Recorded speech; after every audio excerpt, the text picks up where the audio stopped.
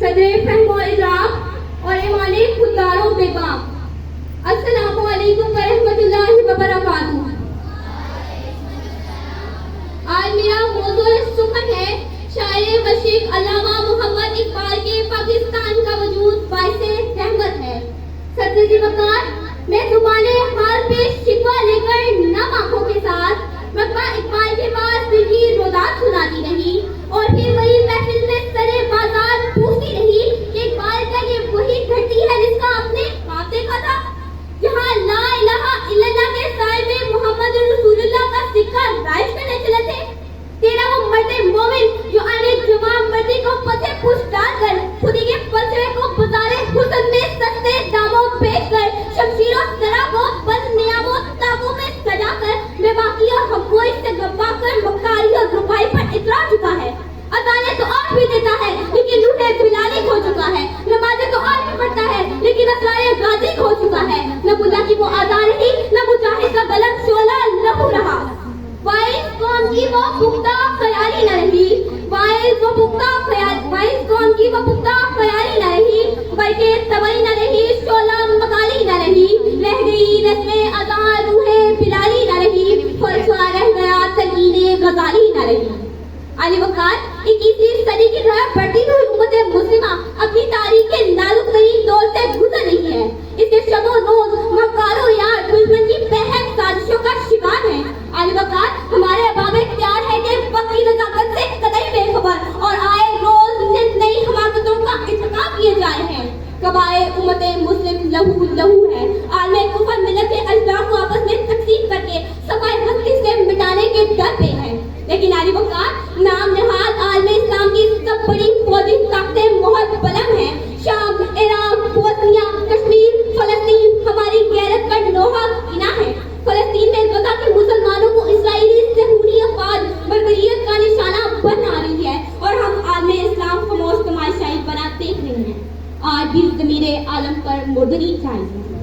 علی وقار، تو ہی کہہ دے کہ اکھاڑا درے خیبر کس نے، تو ہی کہہ دے کہ اکھاڑا درے خیبر کس نے، شہر کے سر کا جو تھا اس کو کیا سر کس نے، توڑے مخلوق خدا بندوں کے پیکر کس نے، کاٹ کر رکھ دیے کفار کے لشکر کس نے، تھے تو وہ آباد تمہارے ہی مگر تم کیا ہو، تھے تو وہ آباد تمہارے ہی مگر تم کیا ہو، ہاتھ پر ہاتھ رکھے متظر پردہ ہو۔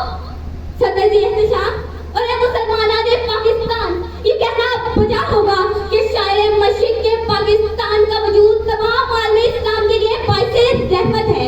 صدر جی وقار، پاکستان تمام فقہ ہے اسلام کی مشترکہ کاوشوں کا ثمر ہے۔ یہ نظارہ تمام دنیا انسانیت کے سامنے لیلۃ القدر میں بجا۔ لیلۃ القدر خیر القرون کی پہلی 3 صدیوں کے بعد 1000 سال کی 1000 رمضان گزرنے کے بعد خیر من الف شہر کی صورت میں حتی مطلع الفجر کے لیے آئی تھی۔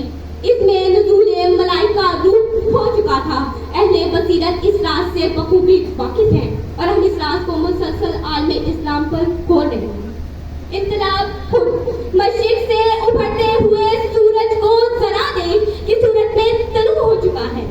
علی وقار، قرآن مجید نے بھی اس مملکت خداداد کی طرف اشارہ کیا ہے اور ہمارے پیارے نبی محمد مصطفیٰ صلی اللہ علیہ وآلہ وسلم نے ہندوستان کی سرزمین کے بارے میں کچھ یوں فرمایا: ضرور تمہارا ایک لشکر ہندوستان سے جنگ کرے گا، اللہ ان مجاہدین کو فتح نصیب فرمائے گا، حتیٰ کہ وہ ان کے بادشاہوں کو زنجیروں میں جکڑ کر لائیں گے اور جب واپس لوٹیں گے تو عیسیٰ ابن مریم کو شام میں پائیں گے۔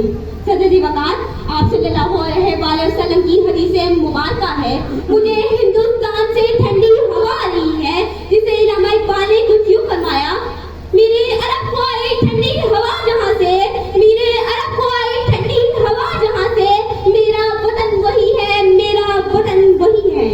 علی وقار، غزوہ ہند و خراسان کی نشانیاں پوری ہونے کو ہیں، اتمام حجت ہو چکی ہے۔ اب وقت ہے ہوش کے ناخن لینے کا، ملت وحدہ بننے کا اور پاکستان کو اسلام کا قلعہ بنانے کا۔ علی وقار، ہمارے خداوند ہمیں عیسیٰ ابن مریم علیہ السلام اور نائب سرور کونین حضرت امام مہدی علیہ السلام کے ساتھ مل کر جہاد کرنے کی توفیق عطا فرمائے اور ہمیں اور ان ظالموں کو ان کو ظلم سمیت نصف و فرمائے.